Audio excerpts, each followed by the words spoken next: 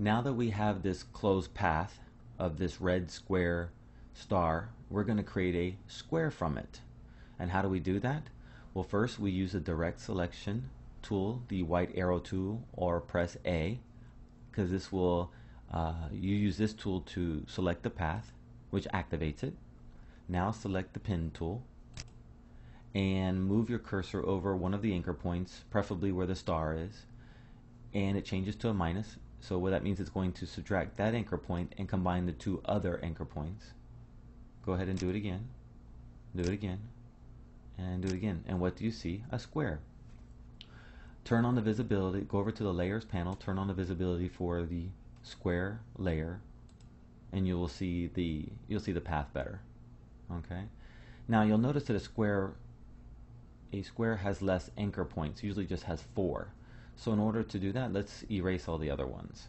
So move your cursor here and erase, and you'll notice that the path, when it connects, it straightens itself out. Okay. Now watch this. When you subtract that, look at that. The path becomes better, straighter, I guess you would say. Okay. So now we just created a square from a star square by only subtracting anchor points.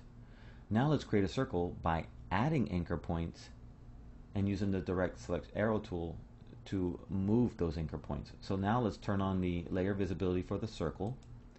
Keep the drawing layer active, which is indicated by blue. Okay.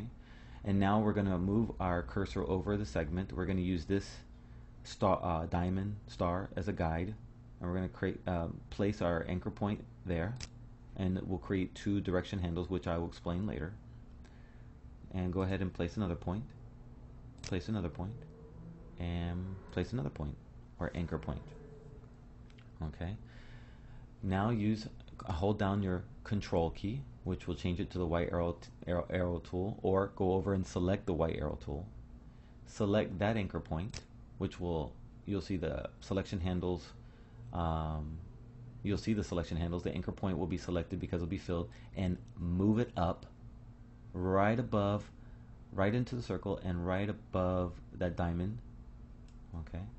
Now select this point, and as you select it, drag at the same time as you select it.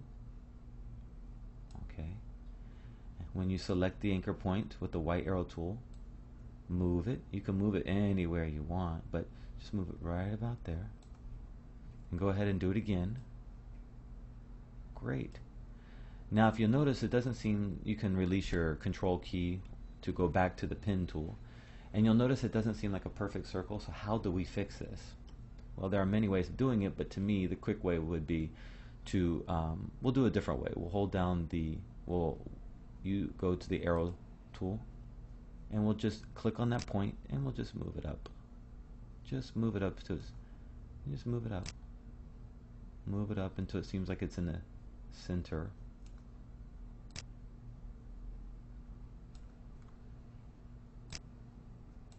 Okay.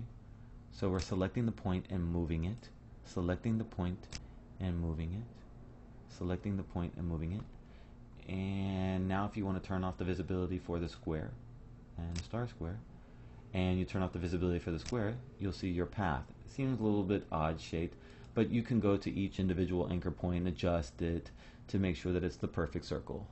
And now you understand how to use a pin tool and adding a point, subtracting a point, and moving an anchor point.